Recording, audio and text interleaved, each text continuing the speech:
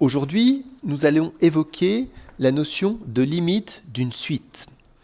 On commence par un exemple d'introduction. On vous propose une suite définie pour tout n par un est égal à 4 moins 3 fois moins 0,8 exposant n.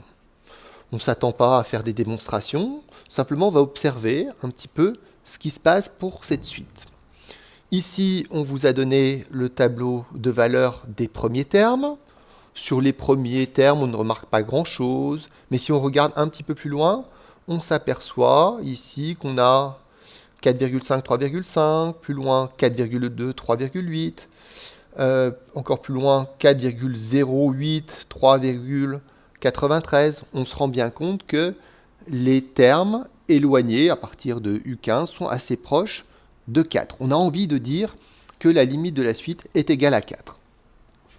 Alors, observons ce qui se passe si on fait une représentation d'abord sur un seul axe. On vous a placé U0, U1, U2, U3, etc. On s'aperçoit que à partir d'un certain rang, tous les termes vont être compris entre 3 et 5. À partir du rang 5, en fait. À partir du rang 5, vous pouvez observer, tous les termes sont compris entre 3 et 5.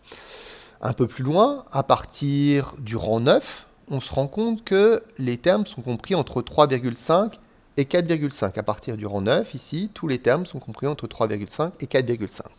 Et puis, les termes s'accumulant autour de 4, il va arriver un moment où tous les termes seront compris entre 3,9 et 4,1. On a du mal à l'observer ici sur cette représentation sur un seul axe. Alors passons à la deuxième représentation qu'on nous propose sur deux axes, avec n qui est placé sur l'axe des abscisses et un représenté sur l'axe des ordonnées. On retrouve nos termes U0, U1, U2, U3, etc. Et puis on observe bien effectivement qu'à partir d'un certain moment, tous les termes vont être proches de 4. Proches dans quel sens? C'est-à-dire qu'à partir d'un certain moment, à partir du rang 5, tous les termes sont compris entre 3 et 5. À partir d'un rang suffisamment éloigné, en l'occurrence le rang 9, tous les termes sont compris entre 3,5 et 4,5. On avait déjà réussi à l'observer dans la première représentation. Et puis ici, on voit des termes qui sont extrêmement proches de 4, donc des termes qui vont être compris entre 3,9 et 4,1. Donc on voit qu'à partir du rang 16, tous les termes sont compris entre 3,9 et 4,1.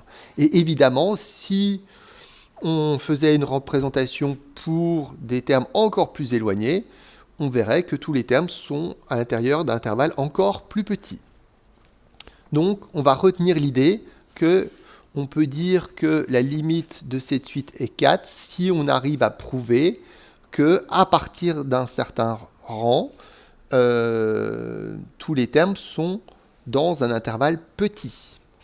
Plus précisément, quel que soit l'intervalle, aussi petit soit-il, on va, à partir d'un certain rang, arriver à faire rentrer tous les termes dans cet intervalle petit. Donc, vous notez le titre du chapitre « Limite d'une suite ». On commence par des définitions. D'abord, la définition concernant une limite finie. C'est correspondant à l'exemple qu'on vient de traiter en introduction.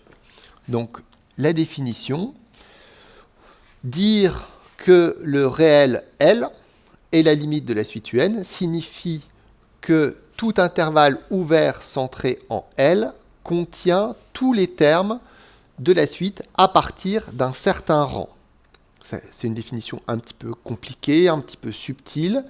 C'est la première fois que vous la voyez. Donc, si vous trouvez ça difficile, c'est normal. On va apprendre à l'utiliser. Et puis, après, dans le supérieur, à la place de tous ces mots écrits en français dans cette phrase, vous aurez des notations mathématiques plus précises, plus fines. Au niveau de la notation, donc, on notera limite de un quand n tend vers plus l'infini. Essayez de respecter l'endroit où on écrit les choses. Le n tend vers plus l'infini s'écrit en dessous de lim.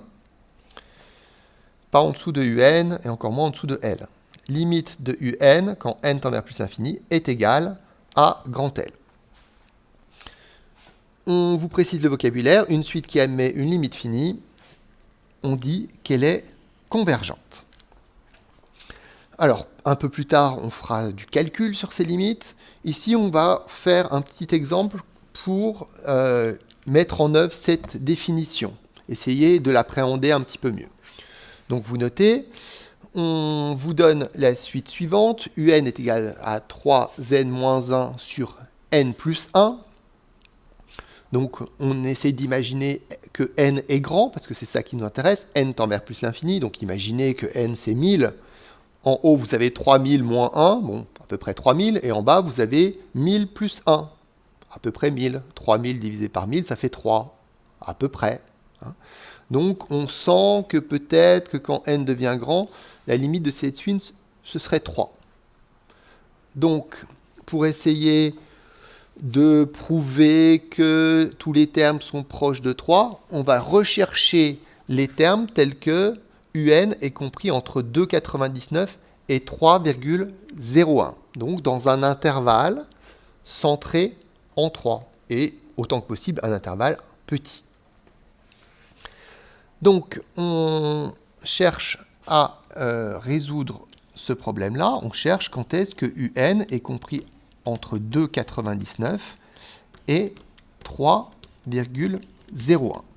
C'est-à-dire on cherche quand 3n-1 sur n plus 1 est compris entre 2,99 et 3,01. En réalité, on est en train de résoudre deux inéquations. Donc, on va les séparer pour éviter d'écrire des bêtises. Donc, d'un côté, je vais traiter l'inéquation quand est-ce que un est plus grand que 2,99 et d'autre part, je vais traiter le problème quand est-ce que un est inférieur à 3,01 pour éviter d'écrire des bêtises. Donc, ici, je vais avoir envie de passer mon n plus 1 à gauche. Donc, je vais écrire 2,99 facteur de n plus 1 est inférieur ou égal à 3n moins 1. Et par ailleurs, je vais faire la même chose ici en passant le n plus 1 à droite. Donc 3n moins 1 inférieur ou égal à 3,01 multiplié par n plus 1. Et puis je vais résoudre ces deux inéquations séparément. Donc ici je trouve 2,99n plus 2,99 en développant, inférieur ou égal à 3n moins 1. Je vais regrouper les n d'un côté, le reste de l'autre. Donc là, je vais plutôt avoir envie de passer les 2,99n de l'autre côté. Donc je fais moins 2,99n. Il va m'en rester 0,01 de ce côté-ci. Et puis le 1, je le passe de l'autre côté. Donc je trouve 3,99. 2,99 plus 1. Ensuite, on termine d'isoler n. On passe le 0,01 de l'autre côté, c'est-à-dire qu'on fait une division.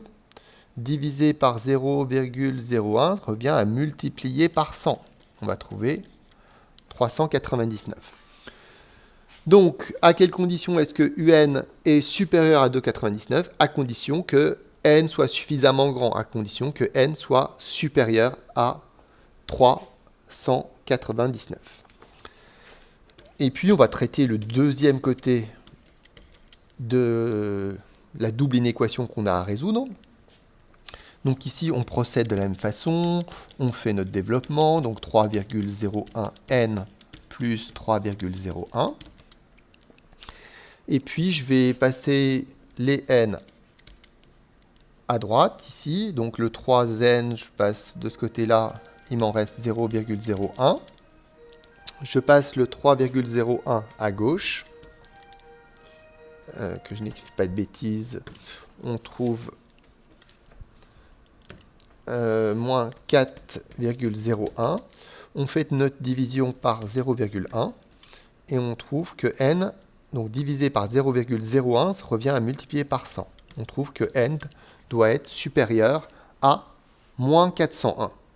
Alors, cette information-là, elle ne nous intéresse pas tellement, parce que pour nous, n c'est un entier naturel, et donc n est de toute façon supérieur à moins 401. Donc la deuxième partie de l'information, elle n'est pas du tout restrictive, on ne s'en occupe pas. Notre condition à nous, c'est ce qui est écrit de l'autre côté. Donc n doit être supérieur à 399. Donc on a trouvé à quelles conditions un est très proche de 3, au sens la distance entre un et 3, ce sera inférieur à 0,01, à condition que le rang soit suffisamment grand, que n soit supérieur ou égal à 399. Donc voilà pour cette vidéo, pour le travail autour de la définition d'une limite finie.